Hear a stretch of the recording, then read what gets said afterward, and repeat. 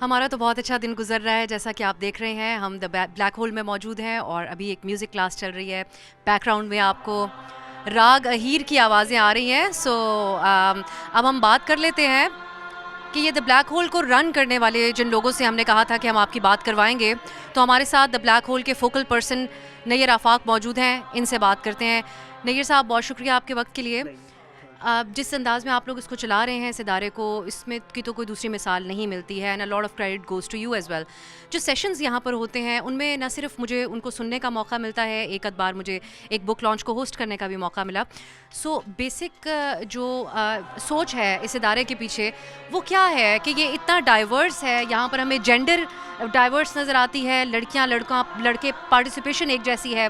اور اس کے علاوہ آپ جو سیشنز ہیں اس سے پہلے ہمیشہ ایک بات کہتے ہیں کہ آپ اس کے بعد سوال کیجئے گا, اور کوئی کسی قسم کی کوئی ڈائریکشن نہیں ہوتی کہ ایسا سوال نہ کیا جائے اور ایسا کیا جائے. تو یہ جتنی مکمل آزادی یہاں پر دی ہوئی ہے, یہ کیا سوچ پائی جاتی ہے اس ادارے کی پیچھے؟ اس کا میں فلسفی تھوڑی سی مختصر الفاظ میں آپ کو بتانا چاہوں گا.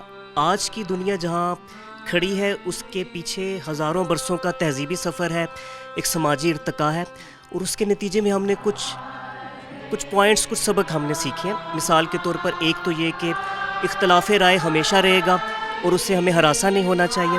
دوسرا یہ کہ جو تنوع ہے وہ گھبرانے کی چیز نہیں ہے بلکہ اس کو بھی اپریشیٹ کرنا چاہیے, یہی دنیا کا حسن ہے. تیسری چیز یہ کہ آج کی دنیا نالج اکانومی کی دنیا ہے, ریزننگ کی, کریٹیکل تھنکنگ کی اور مکالمے کی دنیا. اس کے اندر کوئی ایسی سچائی لے کر نہیں آیا کہ ہم ہی سچے ہیں اور دوسرے برے ہیں. ہر آدمی کوئی نہ کوئی ایبسولوٹ ٹروتھ نہیں تو ریلیٹیو ٹروتھ ضرور رکھتا ہے. اس ساری صورتحال کو سامنے رکھتے ہوئے ہمیں سماجی جو نبض ہے اس کو اب دیکھنے کی ضرورت ہے. اگر کسی سماج میں توازن نہیں ہے, مثال کے طور پر اگر سائنس ہے تو آرٹ ہونا بھی ضروری ہے, اگر استدلال ہے تو جمالیات کو بھی ہمیں سامنے رکھنا ہے. اگر کسی سماج میں آپ سائنس اور آرٹ کو ترک کر دیں گے تو وہ پھر میکینیکل سی دنیا بن جائے گی. ہم نے یہ سوچا کہ ہمیں ہر طرح کی چیزوں کو سیلیبریٹ کرنا چاہیے. لہٰذا آپ دیکھ سکتے ہیں کہ یہاں پہ اگر سائنس پہ لیکچرز ہوتے ہیں تو شعر و ادب پر بھی ہوتے ہیں. یہاں پہ موسیقی جس طرح ابھی چل رہی ہے, آپ کو یہ پس منظر میں یہ پینٹنگز نظر آئیں گی جو میڈم صدف اور ان کے اسٹوڈنٹس نے بنائی ہیں, وہ آج یہاں پر نہیں ہیں. اس کے علاوہ یہاں پر دنیا کے ہر موضوع پر بات ہوتی ہے, فلسفہ ہو, اکانومی ہو, اے آئی ہو, تاریخ ہو, وغیرہ وغیرہ. تو ہم چاہتے ہیں کہ وہ چیز جو ہمارے سماج میں کم ہو گئی ہے, پڑھنے کا رجحان, غور و فکر کا رجحان, ایک دوسرے کو سننے سمجھنے کا رجحان. تو آپ نے جیسا کہ ذکر کیا کہ یہاں پہ جب بھی کوئی ٹاک ہوتی ہے وہ ساری کی ساری انسکرپٹڈ ہوتی ہے. ہاں ظاہر ہے کہ ہم ایک اچھے اسپیکر کو یا پینل کو جگہ ضرور دیتے ہیں, موضوع بھی ہم اچھا چنتے ہیں, لیکن ہم اس کے بعد ہم چاہتے ہیں کہ جو آڈینس ہے وہ اس کو تنقیدی نظر سے دیکھے, وہ ڈس ایگری کرے, چیلنجنگ کوسچن رکھے تاکہ اس موضوع کو سمجھنے اور اس مکالمے کو بڑھانے کا موقع ملے. کیونکہ یہ تو ایک اجتماعی سفر ہے, اس کے اندر ہم چاہتے ہیں کہ علم کی معلومات کی ترسیل سٹیج سے نہ ہو بلکہ دونوں طرف سے ہو, اور یہ بڑے خوش اسلوبی سے چل رہا ہے. اور ایک بات میں ضرور کہنا چاہوں گا کہ اگر آپ نوٹ کیا ہو تو ہمارے اسٹیج کا جو نام ہے یہ آڈیٹوریم کا, یہ نائل آڈیٹوریم ہے. نائل ہمارا چھوٹا بھائی, ہمارا دوست, ہمیں بہت محبت تھی. ہمارے فاؤنڈنگ ممبر ہیں عمیر جاوید صاحب, ان کا جوان سال لڑکا جو انفارچونیٹلی کینسر سے جاں بر نہیں ہو سکا, تو ہم نے اس کی یاد میں یہ آڈیٹوریم کا نام رکھا ہے. تو یہاں جب ہم داخل ہوتے ہیں, یہاں ہم کوئی بھی ایکٹیویٹی کرتے ہیں تو وہ کوئی عذرائے تفریح نہیں ہوتا بلکہ اس کے ساتھ ہماری دکھ بھی جڑا ہوا ہے اور ہمارا اس نوجوان ساتھی کی یاد کو زندہ رکھنے کا بھی جذبہ ہے. اور ہم چاہتے ہیں کہ ہم اس کی لیگیسی کو ایک سماج میں ویلفیئر لانے کے لیے, علم و ہنر کو آگے جگہ دینے کے لیے لائیں. ہمیں قریباً 4 برس ہوئے. اس دوران ہم 2,000 ہمارے ایونٹس ہو چکے ہیں. یہ سارے کے سارے فری فار آل ہیں اور سارے کے سارے جو ہیں وہ پبلکلی اوپن ہے, کوئی بھی آ سکتا ہے, کوئی ٹکٹ نہیں ہے. سارے کے سارے لائیو سٹریم ہو رہے ہوتے ہیں ان دا ریئل ٹائم, کوئی ایڈیٹنگ نہیں ہے, کوئی سینسرشپ نہیں ہے.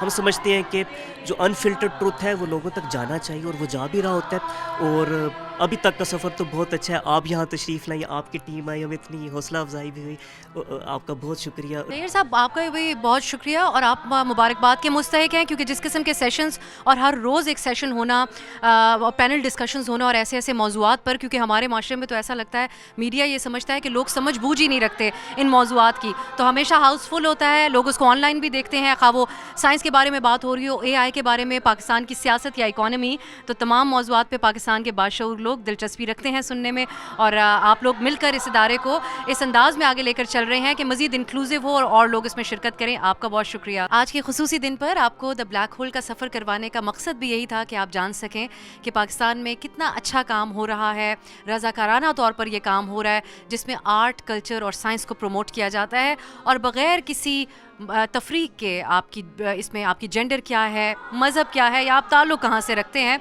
सब के लिए it's free for all and they welcome everybody. सो उम्मीद करते हैं आपने एंजॉय किया होगा। अब यहाँ पर म्यूज़िक क्लास चल रही है जिसका आज हमने दिन भर इंतज़ार किया, तो आइए एंजॉय करते हैं म्यूज़िक क्लास। हमारी तरफ से आपको और आप सबकी फैमिलीज़ को बहुत बहुत ईद मुबारक।